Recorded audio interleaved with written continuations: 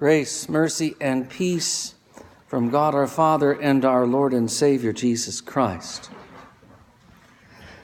The text for our meditation this morning, today's Old Testament from Isaiah 65. In the name of Jesus, amen.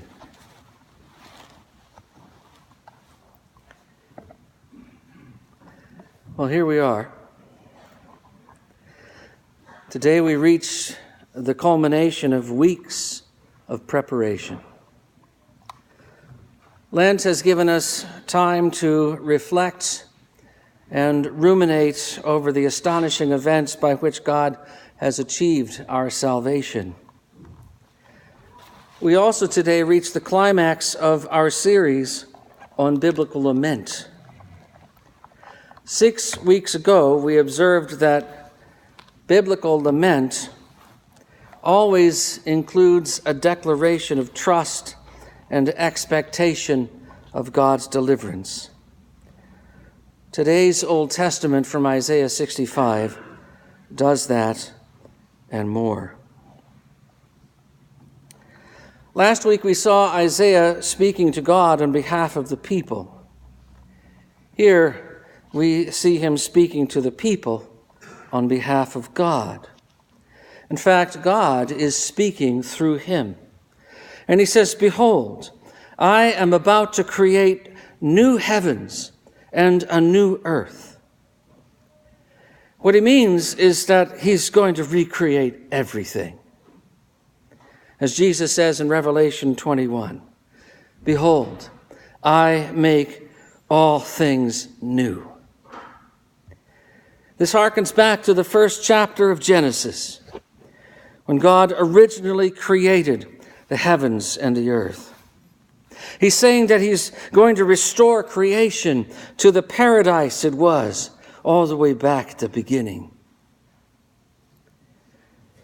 We have no concept of what that was like. We were born into a world already corrupted by sin. We're used to the cycle of death and destruction. It's part of our world. It's part of who we are. But in the beginning, it was not so. There was no death or killing. That's the world Adam and Eve inherited, not the world we know. But we will. God is going to restore this world. He's going to reset it to its original design and condition. What will the new creation be like? Jerusalem, declared a desolation in the previous chapter, will instead be a source of joy. God, who has been angry with his people, will now rejoice in them. And the people, last being carried off into exile in a foreign land, characterized by deep sorrow and lament, will be defined by gladness and rejoicing.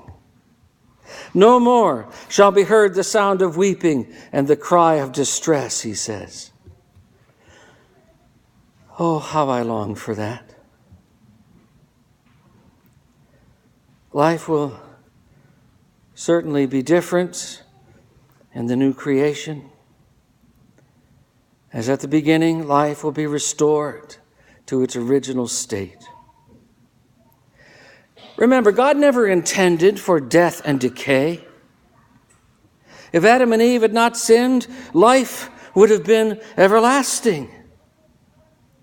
And in the new creation, everlasting it shall be. Never again shall a baby die in infancy.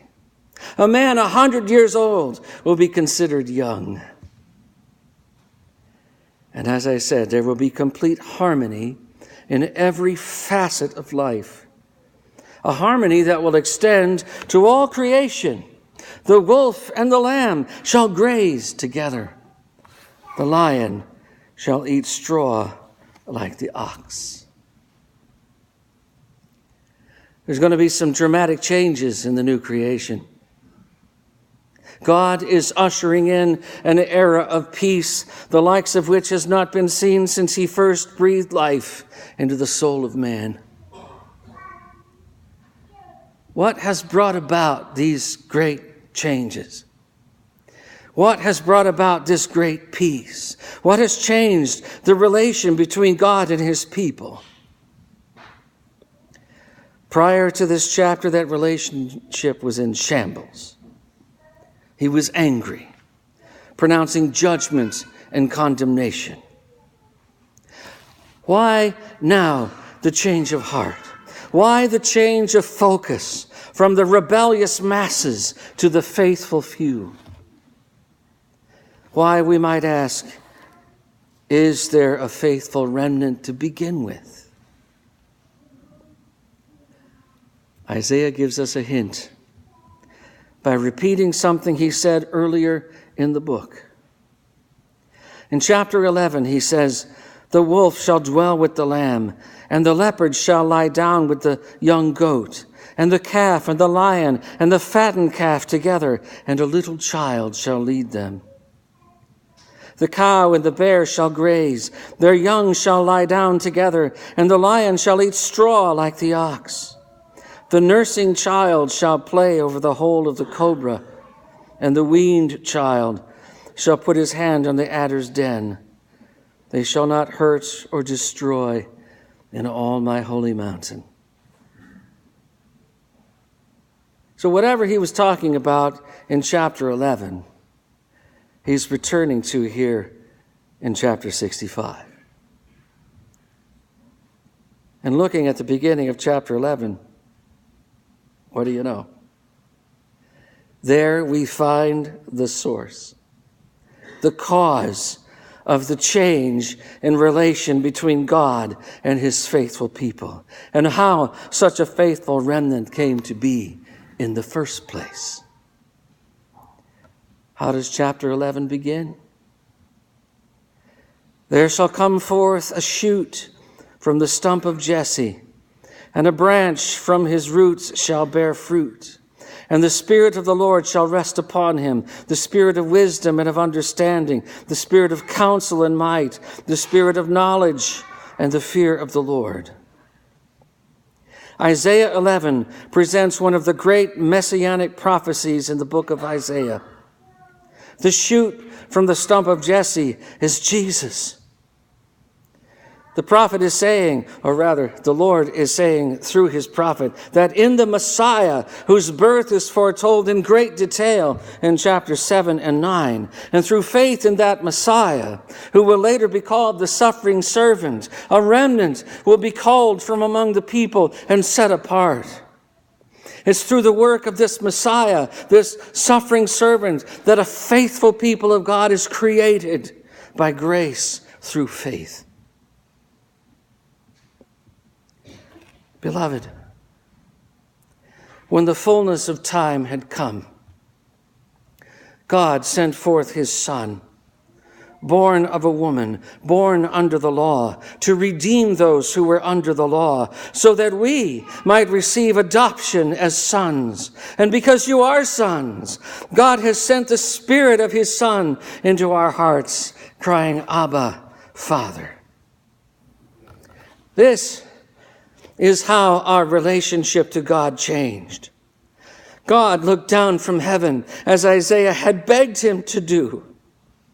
He saw the great need of his people, knew they wouldn't be able to rectify their situation themselves, and as he had determined well in advance, decided it was time to send his Son, who entered our history, was born as one of us, lived perfectly according to the law of God, and then sacrificed himself on the cross in payment for our sins.